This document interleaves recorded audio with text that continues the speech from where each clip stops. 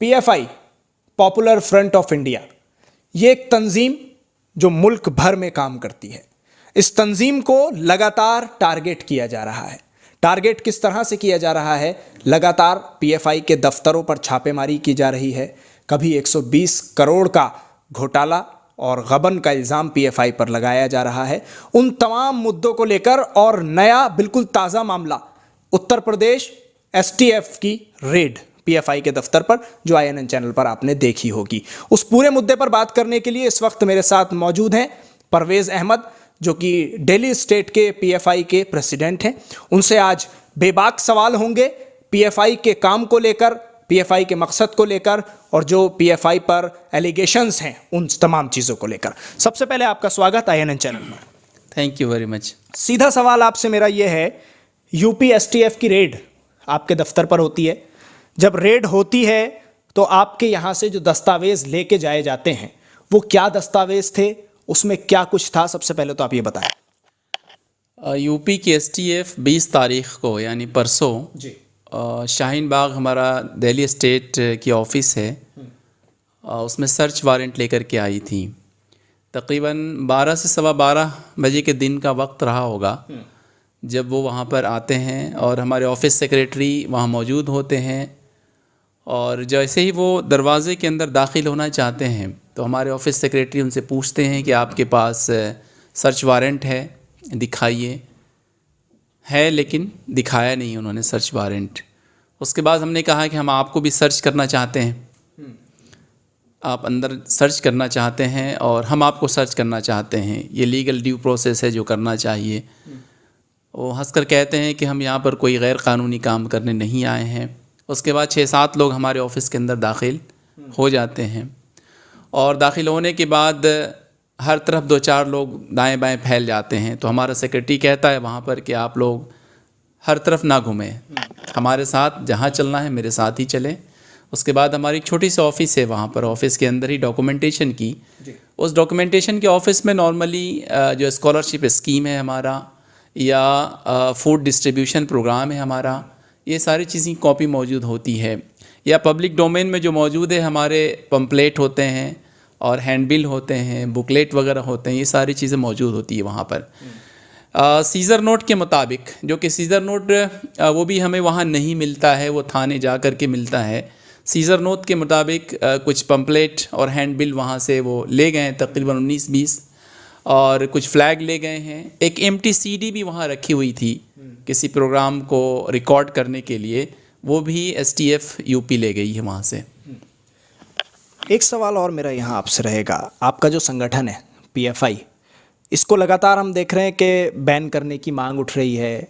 जो इस वक्त सत्ताधारी पार्टी है भारतीय जनता पार्टी, उसके नेता हों, खुद योगी आदित्यनाथ हों, उत्तर प्रदेश के मुख्यमंत्री या प्रधानमंत्री हों, गृह मंत्री हों, सभी लोगों की ज़बान पर आपके पीएफआई का नाम रहता है और लगातार इस संगठन को कहा जाता है कि इसको बैन करो। देश के खिलाफ एक्टिविटीज़ आप लोग करते हैं। कौन सी एक्टिविटीज़ आपकी ऐसी होती हैं जो सरकार समझती है कि देश के खिलाफ हैं, बताएंगे?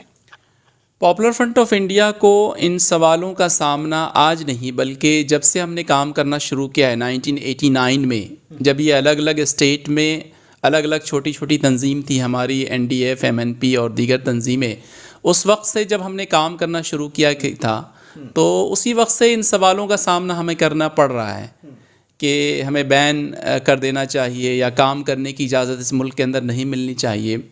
लेकिन अजीब सी सूरत हाल ये है कि कोई भी शख्स एक भी वजह नहीं बता सका क्या वजह है कि पॉपुलर फ्रंट को बैन किया जाना चाहिए।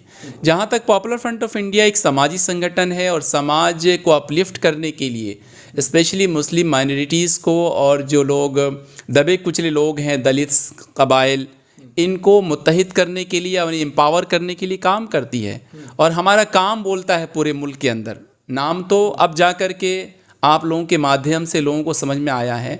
हमारा काम बोलता है कि किस तरह से हज़ारों नहीं बल्कि लाखों की तादाद में हमने स्टूडेंट्स को स्कॉलरशिप बांटे हैं, लाखों की तादाद में हमने गो टू स्कूल कैंपेन, जो कि किसी भी ऑर्गेनाइजेशन का सबसे बड़ा कैंपेन है इस मुल्क के अंदर, वो हमने किया है और सक्सेसफुली, ख़ास तौर से उन स्टेट्स के अंदर जहाँ के इलिटरेसी बहुत बड़ी बीमारी है, लाइक वेस्ट बंगाल के अंदर, आसाम के अंदर, बिहार के अंदर, हमने बड़े पैमाने पर काम किया है वहाँ पर।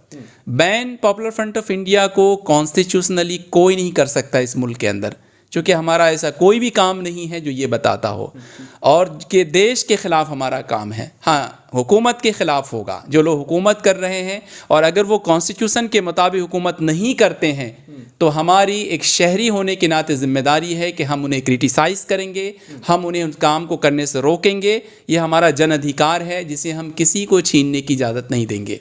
फिर वो आपके दफ्तरों पर छापेमारी करेंगे, और जब छापेमारी होती है परवेज़ साहब, तो आपको लगता है कहीं ना कहीं के मोरल जो है आपका और जो एक स्टेटस है एक किसी भी तंजीम का, अगर आम घर की भी बात करूं मैं, किसी के यहाँ छापेमारी होती है, पुलिस यूं ही उमूमन पहुंच जाती है, तब भी इलाके वालों की नज़र में कहीं ना कहीं ऐसा लगता है उसको कि हाँ कुछ ना कुछ गड़बड़ तो है। तो आपका शाहीन बाग में एक दफ्तर है, 2 दफ्तर आपके शाहीन बाग में हैं, तो यहाँ जब छापेमारी होती है, पहले ईडी का छापा आपके यहाँ पड़ चुका है, उसके बाद अब एसटीएफ की रेड पड़ी, तो कहीं ना कहीं ऐसा लगा है आपको कि कहीं ना कहीं कोई डाउन आया है आपके इसमें पॉपुलर फ्रंट के जो ग्रो है उसमें, इलाके के लोगों को देखते हुए? अब पॉपुलर फ्रंट ऑफ इंडिया जितना मीडिया के अंदर डिस्कशन का मौजू बनती है, और हमारा तजर्बा है कि हमें उतनी ज़्यादा मकबूलियत मिलती है।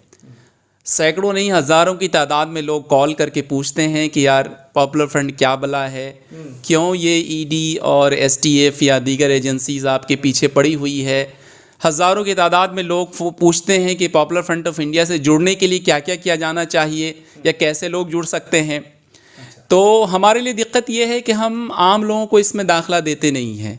दाखिला उन्हीं लोगों को मिलता है जो मोरली अप होना चाहते हैं, यानी ऑनेस्ट रहना चाहते हैं, सच बोलते हैं, सच्चाई के साथ नाइंसाफ़ी का मुकाबला करते हैं।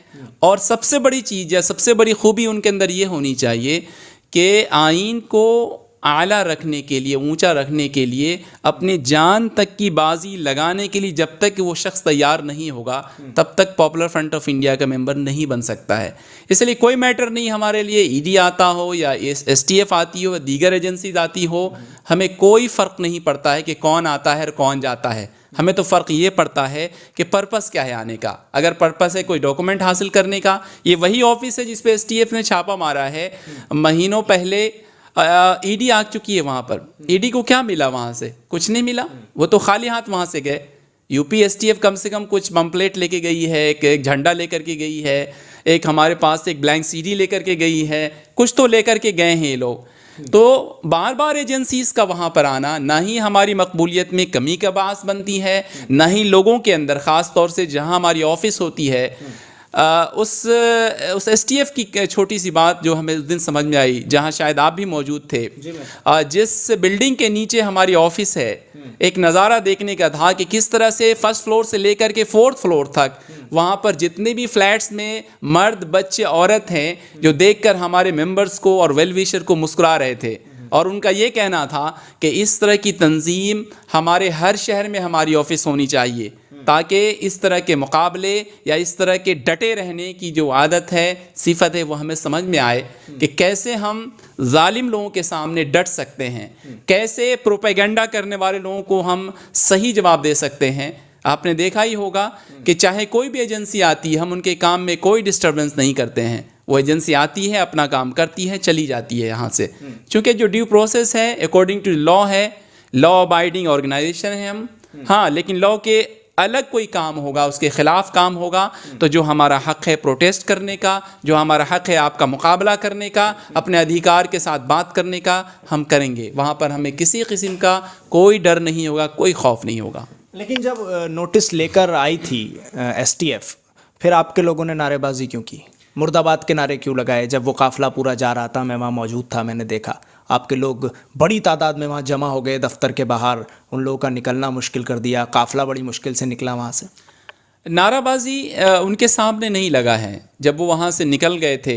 एसटीएफ की गलती ये रही है कि अगर वो वाकई उसके पास नोटिस था और वाकई हमें पता चला कि कोर्ट ने इशू किया था नोटिस, तो उन्हें एक कॉपी हमारे लिए होनी चाहिए थी। ये एक तरीका होता है, लीगली ऐसा है कि एक कॉपी हमारे ऑफिस सेक्रेटरी को देना चाहिए कि ये कोर्ट का ऑर्डर है, हम सर्च करना चाहते हैं। लेकिन उन्हें पूछने के बावजूद ना उन्होंने वो कॉपी दिखाया हमको, ना ही दिया। तो लाजमी तौर पर जो इस इलाके के लोग हैं वो नाराज़ थे कि आप अगर कानूनी तौर पर किसी ऑफिस को सर्च करना चाहते हैं तो जो ड्यू प्रोसेस उसको फॉलो करना चाहिए।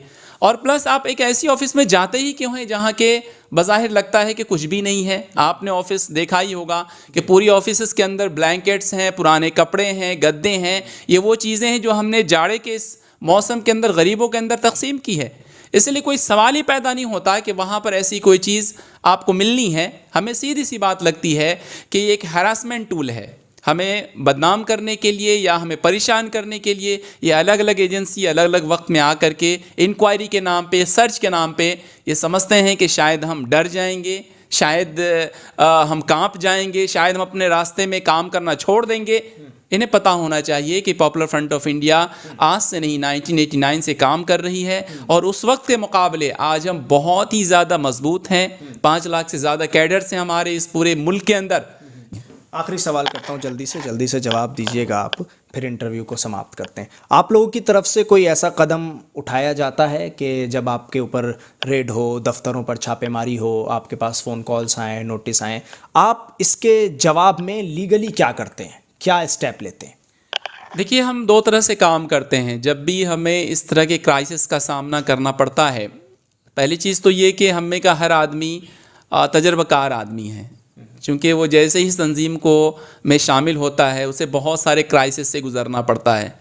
माँ बाप, बहन भाई और दीगर की मुखालफत लेनी ही पड़ती है। उसकी वजह यह है कि आपको अपने जीने के लिए भी काम करना है और उन्हीं घंटों में से चंद घंटे ऐसे लोगों को भी निकालना है जिन्हें अल्लाह ताला ने नवाजा नहीं है, तो उनकी भी तकदीर बनाने की आपको कोशिश करनी है। उन्हें लिटरेट करना है, उन्हें उनका फंडामेंटल राइट बताना, ये सारी चीज़ें हमें करनी होती हैं। तो यकीनी तौर पर घर पे जो वक्त देना होता है वो कम हो जाता है। तो उसी तरह से जब हम ये काम करते हैं तो 2 क्राइसिस को मेंटेन करने का तरीका है। पॉपुलर फ्रंट ऑफ इंडिया एक बहुत ही स्ट्रॉन्ग लीगल नेटवर्क है हमारा पूरे इंडिया के अंदर। I think hundreds of lawyers हैं हमारे पास जो अच्छे तजर्बाकार हैं और जो जानते हैं कि उन्हें क्या करना है, क्या नहीं करना है। शहर के ख़ित्ते में वो मौजूद है वहाँ पर।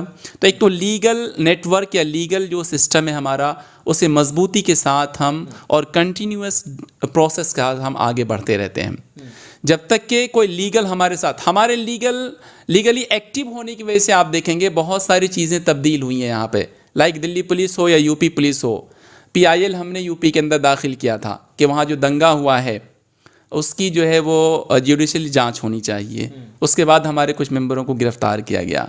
बहुत सारे मुस्लिम लड़कों को यहाँ पर ऐसे ही पुलिस उठा के ले जाती थी इंक्वायरी के नाम पर, उन्हें किसी तरह का कोई नोटिस नहीं देती थी। लेकिन जब पॉपुलर फ्रंट ऑफ इंडिया के स्टैंड लोगों ने देखा कि जब तक कि आपके पास नोटिस नहीं आता है लीगल वे में, तब तक आप वहाँ जाना नहीं है, जाने की कोई ज़रूरत नहीं है आपको। बिकॉज जब वो किसी इंक्वायरी के लिए आपको बुलाते हैं तो आपका पूरा राइट है कि राइटिंग में आपको दिया जाए कि क्या पर्पस है, क्यों बुलाया जा रहा है। दूसरा क्राइसिस को हल करने का तरीका है कि पॉपुलर फ्रंट ऑफ इंडिया पर जितने भी ये एलिगेशंस या सर्च ऑपरेशंस और वारंट्स दिए जाते हैं, इसका main whole and soul purpose ये है कि आवाम आपसे दूर हो जाए। ठीक हम इसका उल्टा काम करते हैं। 5 लाख कैडर्स अगर दिन में 10 लोगों से और 100 लोगों से मिलता है तो कितने लोग हो जाएंगे? 50 लाख और 5 करोड़ लोग। तो हमारे लिए 5 से 10 करोड़ लोगों को मिलना 3 से 4 दिन में कोई बड़ी चीज़ नहीं है। और हम उन्हें समझा पाते हैं कि पॉपुलर फ्रंट ऑफ इंडिया क्या है, इसके पीछे सरकार क्यों पड़ी हुई है, हमारा हदफ क्या है, और हम आइन के दायरे में काम करने के बावजूद इस तरह से हमारे साथ क्यों मामला किया जाता है। रहा सवाल आखिर जो आपने शुरू में किया था कि पॉपुलर फ्रंट ऑफ इंडिया को बैन किया जा सकता है या नहीं, तो 2 टोक जवाब ये है कि पॉपुलर फ्रंट ऑफ इंडिया को आप कागज़ पे बैन तो कर सकते हैं, लेकिन जो दिलों में राज करता है लोगों के, शायद उसे रहती दुनिया तक आप ख़त्म नहीं कर सकते। ठीक है, बहुत बहुत शुक्रिया आपका वक्त देने के लिए, इस पूरे मुद्दे पर बात करने के लिए। परवेज़ अहमद इस वक्त हमारे साथ मौजूद थे, जिन्होंने बेबाकी से बात रखी है और अपने तमाम जो मकसद हैं आगे के उनको भी वाज़े कर दिया है। बेखौफ जियो, बाइज़्ज़त जियो की थीम लेकर चलने वाला पॉपुलर फ्रंट ऑफ इंडिया लगातार सरकार की नज़रों में बना हुआ है, चढ़ा हुआ है, और डाउन करने के लिए जैसा कि इन्होंने कहा कि तमाम कोशिशें कर ली जाएं। कागज़ पर तो PFI को बैन किया जा सकता है, लेकिन जो दिलों में PFI राज करता है उसको बैन नहीं किया जा सकता। दिल्ली से INN चैनल के लिए साहिल नकवी।